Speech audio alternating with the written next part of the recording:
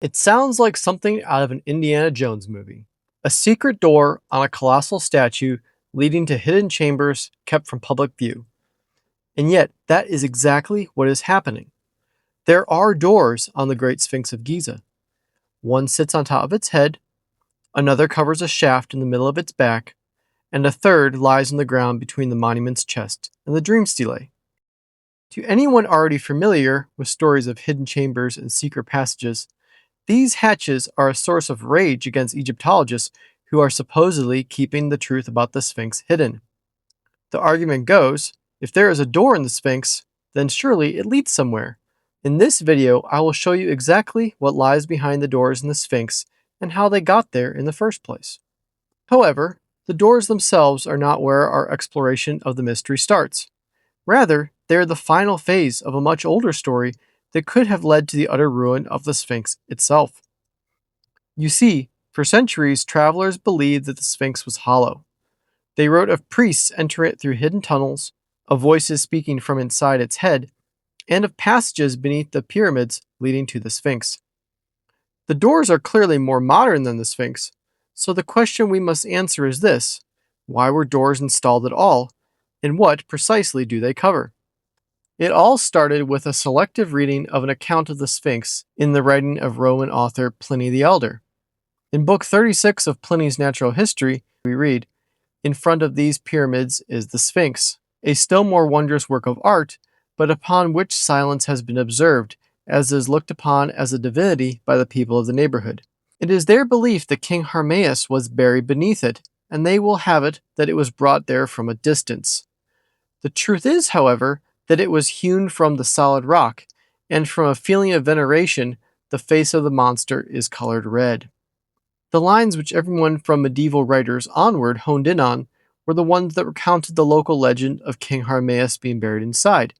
If someone is buried inside the Sphinx, then it stands to reason there must be a hollow chamber. So then who is this King Harmaeus that was supposedly buried inside? Harmaeus is not a very Egyptian-sounding pharaoh's name. It turns out that the name Harmaeus is the Greek version of Pharaoh Horemheb of the 18th dynasty of Egypt, long after the carving of the Sphinx was completed. If Harmaeus or Horemheb was buried in the Sphinx, then we should not be able to find a burial location for that pharaoh anywhere else in Egypt. Unfortunately for those who wish this to be the case, we do have a very clear burial location for Horemheb in the Valley of the Kings.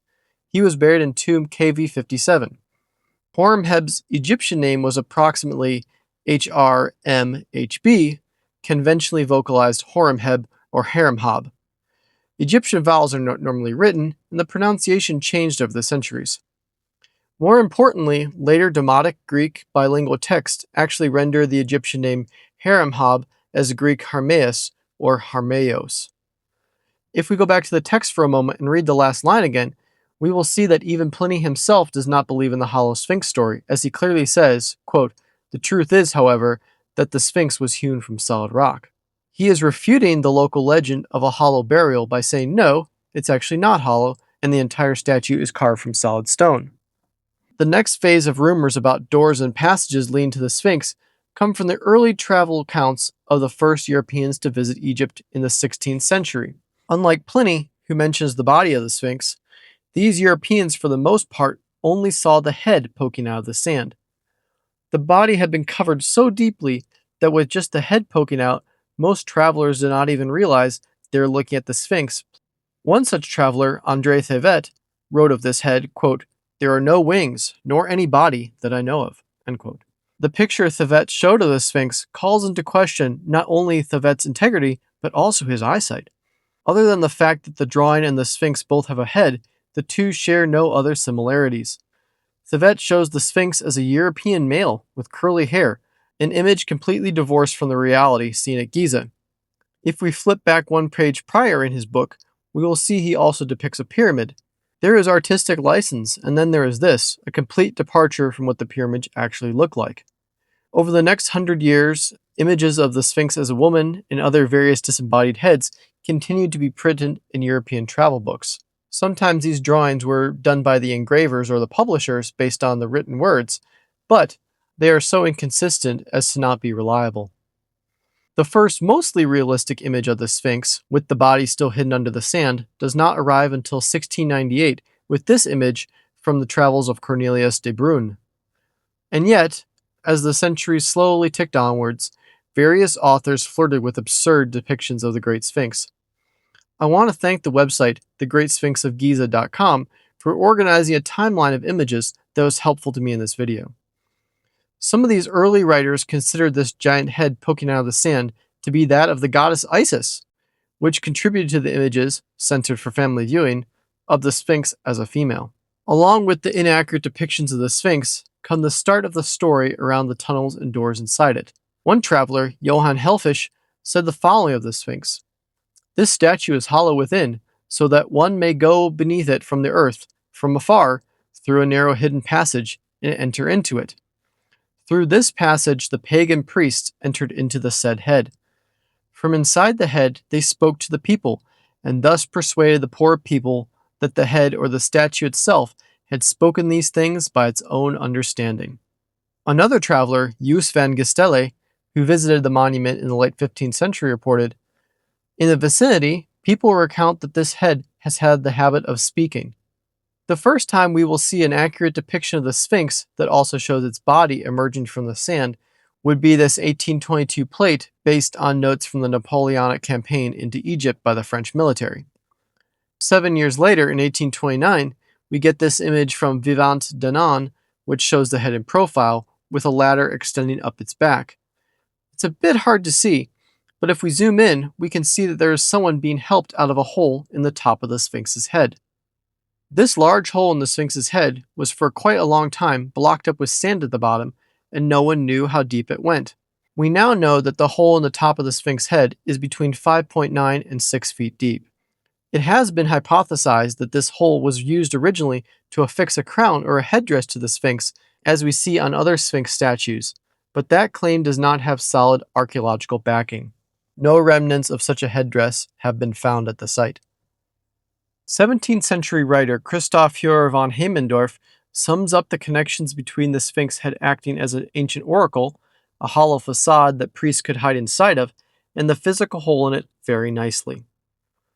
It has on its right side and its flank a quadrangle hole through which, as we were informed, in olden days one could go inside and ascend into the head. Inside there the priests spoke, which the Egyptians took for oracles.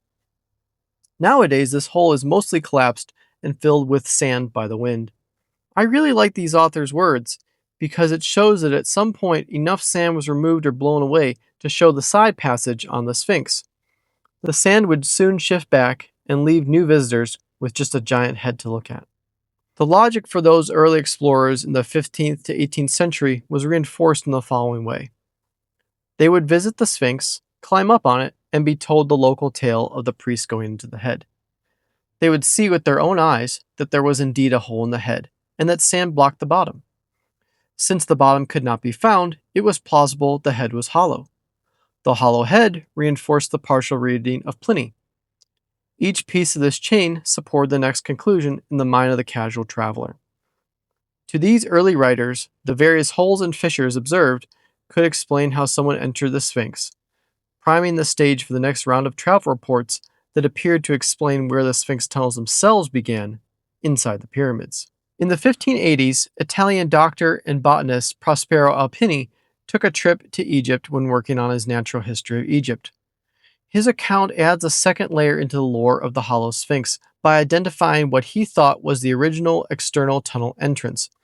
Alpini decided to explore the Great Pyramid during his visit and says the following: "Afterwards, with a very long rope lowered into it, we descended together as far as 70 paces, and with considerable ease, since on both sides of the shaft projected stones like ledges, which made the descent easy and safe. After we had descended 70 paces, as stated, we found 2 square passages joined together in the empty place where the shaft ended, like those encountered in the upper parts of the pyramid. One led toward the stone Sphinx, and the other toward the second pyramid, into which there is no visible entrance. We would have proceeded along them had we not found the passages blocked by fallen stone. The threat of further collapse also caused us great fear. Therefore, this shaft was not constructed to supply water to the work, as Balan falsely believed, but as a route for visiting that great stone sphinx, situated not far from this pyramid, and the other pyramid called the Queen's Tomb, into which no external entrance is open.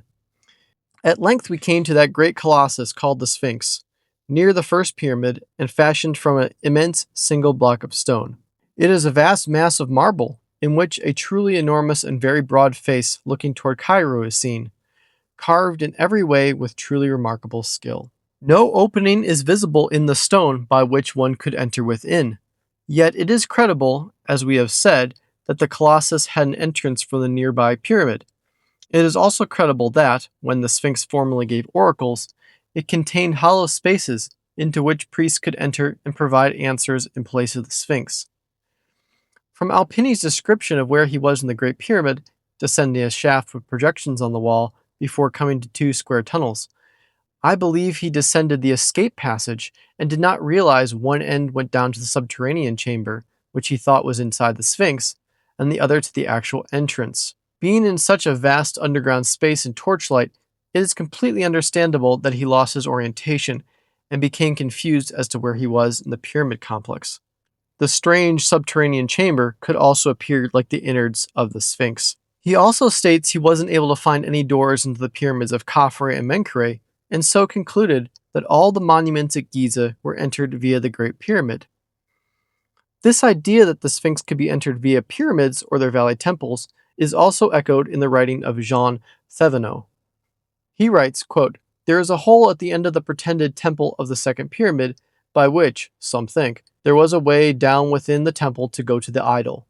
They entered it by the hole, which, as I said, is in the pretended temple of the second pyramid, or rather another which is at the side of that idol or very near it. These two holes are very narrow, and almost choked up with sand, wherefore we entered not into them, not knowing besides that we might meet with vipers or other venomous beasts in them. It may be said perhaps that the voice, if you consider the Sphinx to be an oracle, was uttered by the crown of the head, where there is a hole, into which we endeavored to cast some hooks fashioned to ropes, that I brought purposely with me that we might get up. But we could not compass that because of the height of it. Only when we threw up stones they rested there. A Venetian assured me that he and others, having got up by means of little hooks and a pole, which they brought with them, they found a hole in the crown of the head, and having entered it therein, perceived that it drew narrower and narrower proportionally as it approached the beast where it ended. The voice of him that entered then, by the aforementioned holes, did not come out that way. Therefore it must be concluded that if any entered into it, it must have been by a ladder in the night time, and that he put himself into the hole that is in the head, out of which the voice came." A bit difficult reading, but Jean Thévenot seems to be rationalizing how exactly a priest could have gotten into the hole, and therefore made the voice of the Sphinx. Whatever the reason for the confusion about the pyramid passages leading to the Sphinx, it is clear that by the end of the 1700s, the various bits of the mystery started to fuse themselves together into an explanation. The hole in the Sphinx head, the cracks in the back, the hole in the side, the passages of the pyramids, the legend of the voice from the Sphinx head, all those pieces melded into a single belief that the Sphinx was hollow and could be accessed via tunnels external to the Sphinx itself.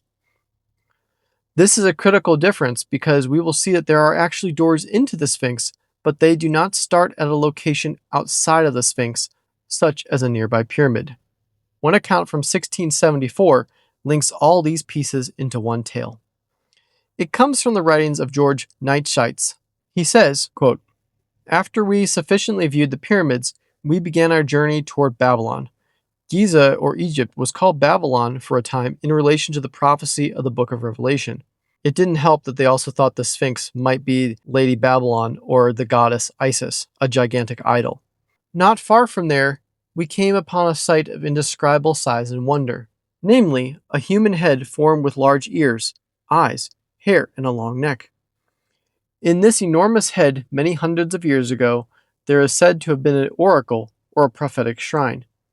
When one wished to consult it, one had to descend into the aforementioned pyramid through a very deep, dark hole, through which ourselves had passed earlier with great caution when going up and down. From there, one was led under the earth, into the said head, where the priest gave advice and teachings about those things which the people had asked. Once again, it sounds like a traveler was led down the escape passage into the subterranean passage of the Great Pyramid and then told that they were inside the head of the Sphinx. These accounts are all telling the same thing. Wide-eyed and gullible travelers from Europe arrived in Egypt with a few sets of preconceived ideas. First, that the Sphinx was a pagan idol. And pagan priests have a long history, think Delphi, of providing fortune-telling or oracles to their devotees. Second, they did not understand the dark and confusing layout of the tunnels of the pyramids, which caused them to lose their sense of direction. Third, they were accompanied by local guides who repeated the stories that they had heard and then took them down to the subterranean chamber and told them they were inside the Sphinx's head. These stories are then written down as new travel accounts and repeated to the next set of visitors. Lastly, they would see various sand-filled holes and chambers in the Sphinx and understand these as physical evidence that the stories they had read and were told were true. Why should they doubt this? They had just stepped into an insane location, far more exotic and interesting than the parochial European villages they had just come from. The combination of intriguing tunnels, intoxicating structures, and the lack of information on the layout of this site turned them into true believers who would then further spread the stories. Since no one tried excavating the Sphinx from its sand, these stories could not be verified. Then, in 1817, everything changed. Giovanni Caviglia began work at the Sphinx and uncovered the famous Dream Stele of Thutmose IV. The story of what the stele says is well known, but what we need to focus on are two parts of the stele that reinforce this idea that people already had that there were tunnels under the Sphinx. Remember, in 1817, no one could read Egyptian hieroglyphics. That had to wait 5 more years until 1822 with Champollion deciphering the Rosetta Stone. According to 20th century Egyptologist Salim Hassan, onlookers watching from a distance saw Caviglia uncover the stele and thought the stone looked like a door. It does kind of look like a door, but it isn't. We will discuss the actual excavations of Caviglia in a moment. The second mistake contributing to the Hollow Sphinx story came from looking at the stele itself without knowing what the hieroglyphics said. The stele shows the Sphinx sitting on top of some sort of structure with what looks like a door on the side. If taken literally by those who can't read the hieroglyphs, it looks like a treasure map showing that about halfway down the right side of the Sphinx, there is a deep underground chamber with a door on it. But it isn't quite so simple as that. What the Sphinx is actually sitting on here is a combination of two hieroglyphs, O33 and O21, meaning a temple or a shrine. The way Egyptian writing combines artistic and linguistic elements means that letters can be shrunk down or enlarged, moved around to be aesthetically pleasing while still being part of the written word. In this case, the fact that the Sphinx on the Dream Stele is mirrored, each sitting on a temple, is ignored, with focus being placed on the artistic representation, not the linguistic one. Now, the story of the Caviglia excavation is best preserved in the papers of Mr. Salt, reprinted in Howard Vyse's 1847 appendix to his 3-volume work on Egyptian excavations. In 1818, Captain Giovanni Battista Caviglia began excavating around the Great Sphinx under the shadow of a very specific rumor, that an entrance had been discovered recently somewhere near the monument. According to Salt, stories were circulating at that time in Egypt, claiming that French engineers, presumably from the earlier Napoleonic military campaigns, had made a major discovery in front of the Sphinx and had, quote, just discovered a door at that time when they were compelled to suspend their operations. Some local informants allegedly claimed to have witnessed this discovery themselves, but the versions they told immediately conflicted with each other. Some said, quote, the door led into the body of the Sphinx, while others claimed that it, quote, conducted up to the second pyramid. According to Egyptologist Mark Lehner, quote, at the time of the French military campaign in 1798, the Sphinx was buried up to its neck in sand. The French team probably cleared only the top of the back, as there is no evidence they cleared as far down as the Dream Stele.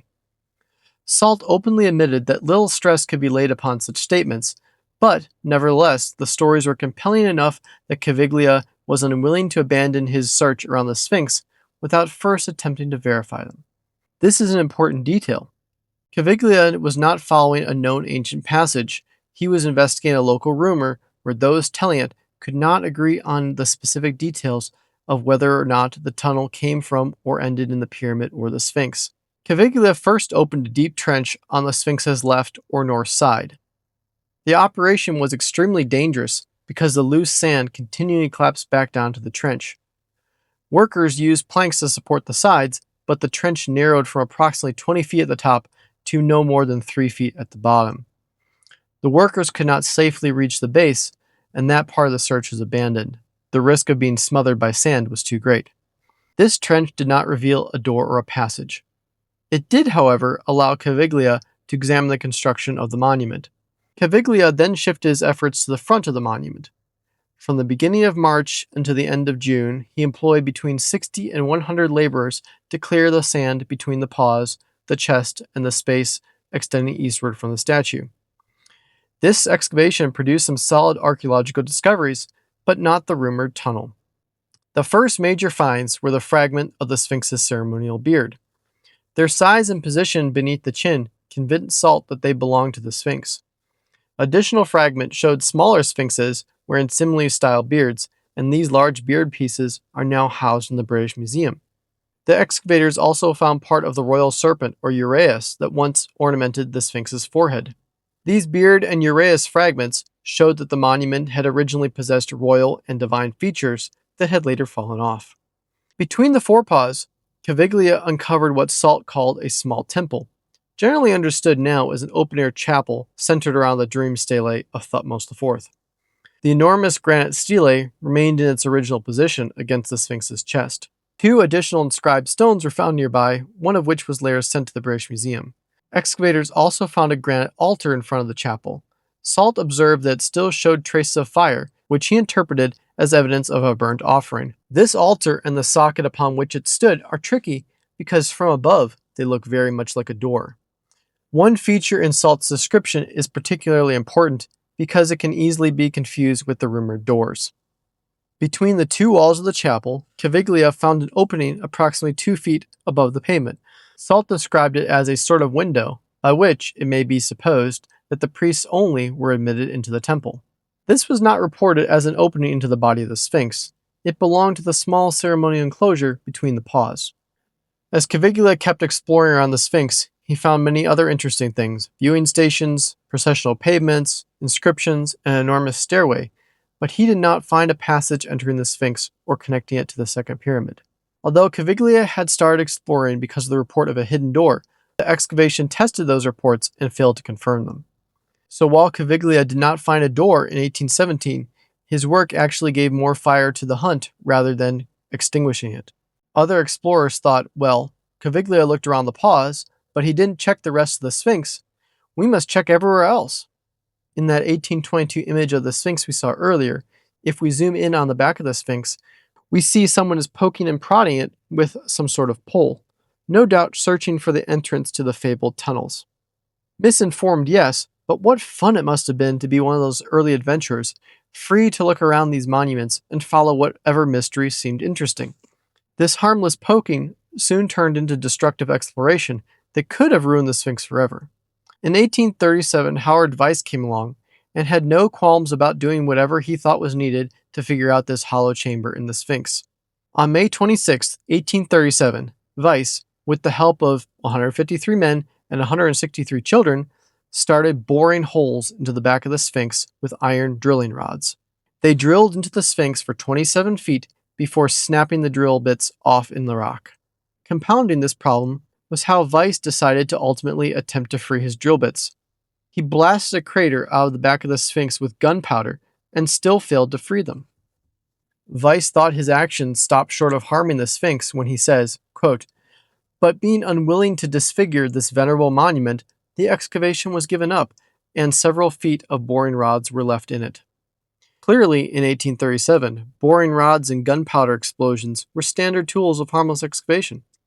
According to Dr. Lehner and his amazing dissertation, Archaeology of an Image, the back of the Sphinx is at its highest point 12.38 meters or 40 feet 7 inches high above the level of the floor, that is, the Sphinx niche.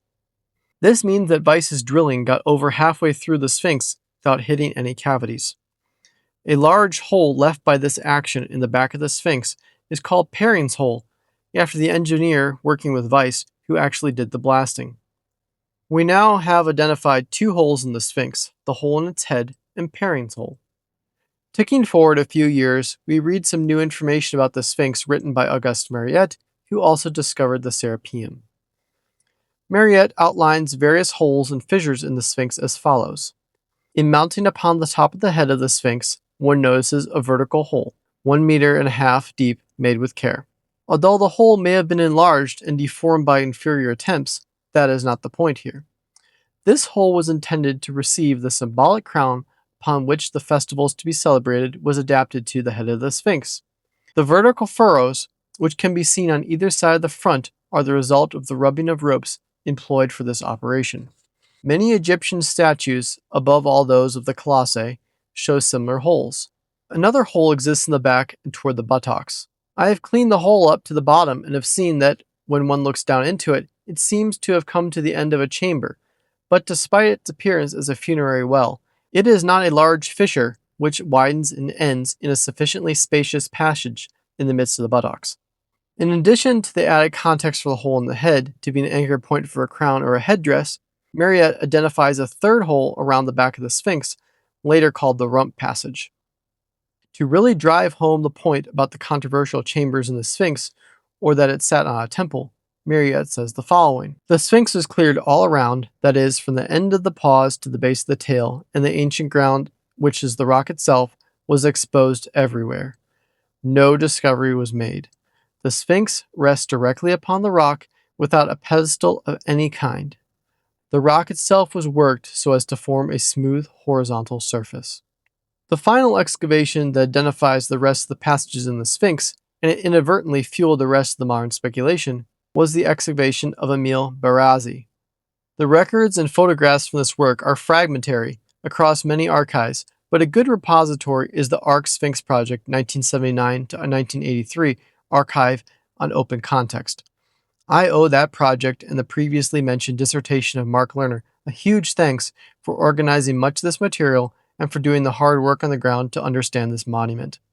The high-resolution, hand-drawn maps of the Sphinx produced by the Sphinx Project show each detail, down to the types and eras of each block restoration and repair. The Baraize Restoration Project furnishes us with something we did not have before: photographs. Let's take a look through them and see what they show us. We see just how vast the project was and how deep the Sphinx was buried. Throngs of people reminiscent of Vyse's horde of workers line steep ditches, each with baskets or buckets to move sand out. Later, we see the operation has progressed enough to run a small gauge railroad like those used in mines. Tip carts mounted on rails could then haul dirt away at a faster pace than baskets. One of the main defects in the native or mother rock of the Sphinx was this huge crack that ran all the way through the waist of the Sphinx, just in front of its haunches. Seen from the back as a jagged gash, people did descend into it on ropes, and Mariette himself wondered if it was a funeral shaft due to some fragments of sarcophagus wood covered in resin that was found in it. What Baraize attempted to do was to stop the various holes and the cracks in the Sphinx from expanding.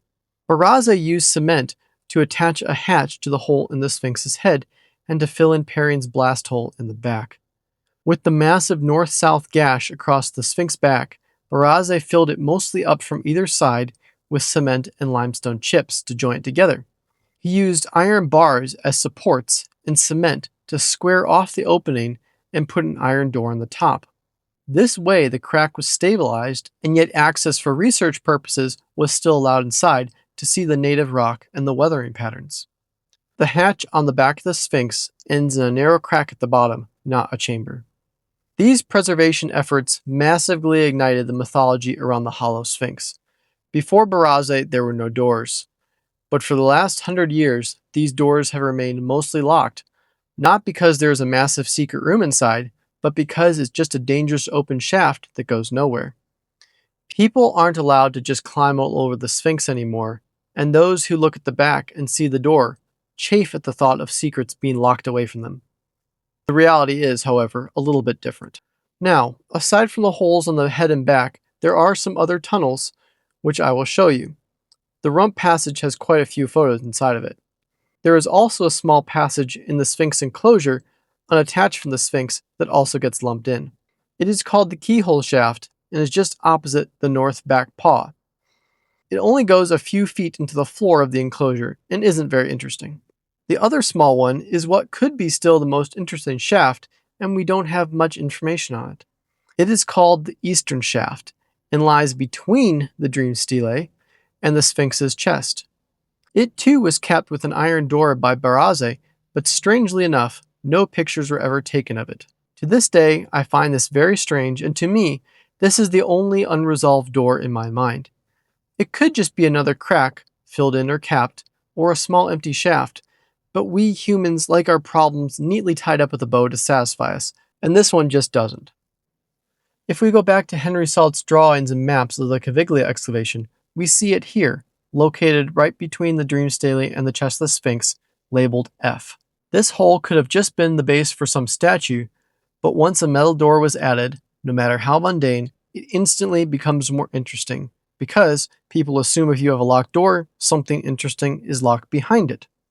The last and largest passage that is left is the previously mentioned and wonderfully named Rump Passage, located, you guessed it, right on the butt of the Sphinx.